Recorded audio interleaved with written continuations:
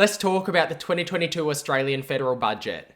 By now, I'm sure many of you have had the chance to run your eyes over some of the numbers, some of the key initiatives, and some of the opportunities that the Liberal government that have handed down their pre-election budget were trying to aim for.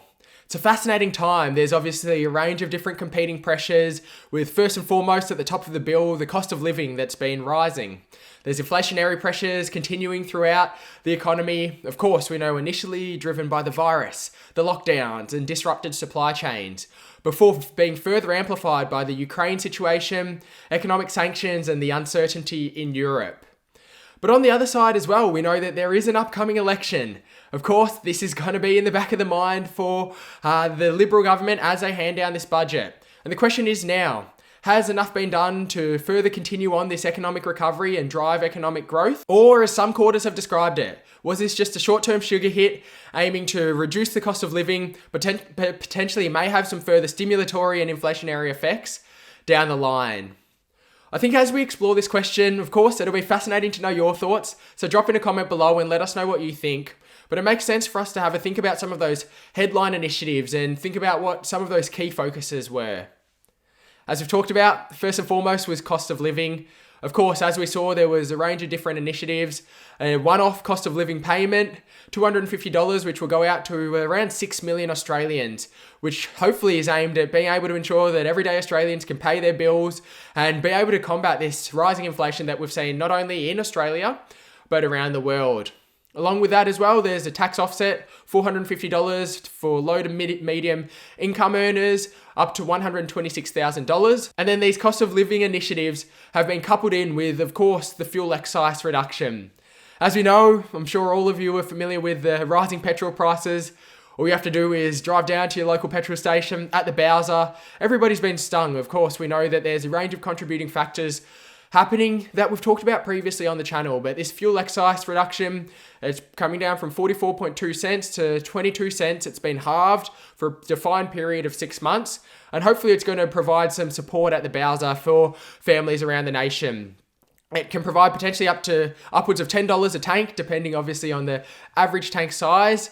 But the question is, what is going to happen from here? There's obviously quite a divergent range of opinions about the forecast of the price of oil. Obviously, a lot will have to do with the solution and current situation playing out in Ukraine and Europe, any further economic sanctions and how all of that will tie into it. But it is going to be fascinating to see what happens at the end of this 6 months and how everyday Australians will actually be able to react and adapt to that. I think additionally as well, there were some interesting initiatives aimed at the small to medium business end of the spectre. Of course, a lot of these had to centre around productivity. There was an additional rebate, both on the technological innovation side for investment onto new technologies, as well as on the other side too, for skills and training development.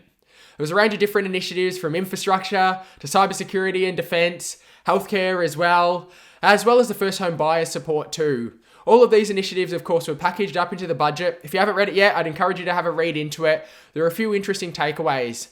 But now really the question is, where do we head from here? Of course, we know that prior to the second and third wave of lockdowns and, of course, the situation playing out in Europe, the economic recovery was in a good stead. Unemployment is forecasted to have a 3 handle in front of it moving forward. Of course, we're still waiting to see real wages growth. We know that inflation has been more persistent than initially anticipated. The RBA, as well as, of course, the government, are hoping that wages growth will continue to be sustained, particularly as we have this tight labour market around. And so a lot of questions are about, where do we head from here? Is this budget going to be stimulatory? Will it be inflationary? And will it potentially force the Reserve Bank of Australia's hand to raise interest rates sooner and potentially at a sharper velocity than initially has been forecast? We saw the Federal Reserve over in the United States obviously raising rates for the first time for this rate cycle since 2018, just recently. The Bank of England, Reserve Bank of New Zealand and other central banks around the world have of course been raising rates as well.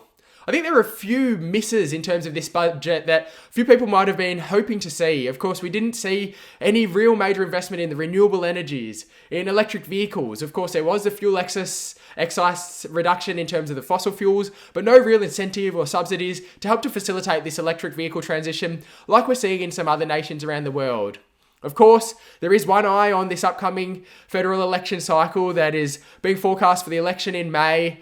There is, of course, a more short-term focus in this budget than potentially some of the other budgets that we've seen previously. $78 billion deficit for this budget. We're not forecast to have a surplus in the short to medium term as well. So, of course, we are in a better position than many would have anticipated, particularly back into 2020. But it's going to be fascinating to see where things head from here. Noting that there are a lot of uncertainties. The macroeconomic situation is a fluid one that continues to evolve. I think first and foremost, aside from the economics, the markets, and all of those implications, first and foremost, I think hopefully everybody's hoping for a swift, safe resolution in Ukraine and Europe, and hearts go out to everybody who's been affected there on a humanitarian level, because that's the first and foremost. But there are a range of different uncertainties as well. The inflation narrative, of course, it's been more persistent than anticipated. A lot of the rising petrol prices, energy, food prices will likely come through in these upcoming prints, both in the US as well as in Australia. It's going to be interesting to see this rate hike cycle, how fast it happens, QT, how the unwinding of the balance sheet will be navigated, and then of course, where is that neutral rate that we end up landing at? I'm keen to know your thoughts. Drop in a comment below. What did you think about this budget? What do you think it means for the state of the economy moving forward? And if you have enjoyed the video, don't forget to hit the like button. Feel free to share it out. We make a daily video each and every day. So if you haven't yet, make sure you've subscribed, turn your bell notifications on. We'd love to have you join the community. Thank you so much for joining us. We'll catch you on another video soon. For now, stay well and happy investing.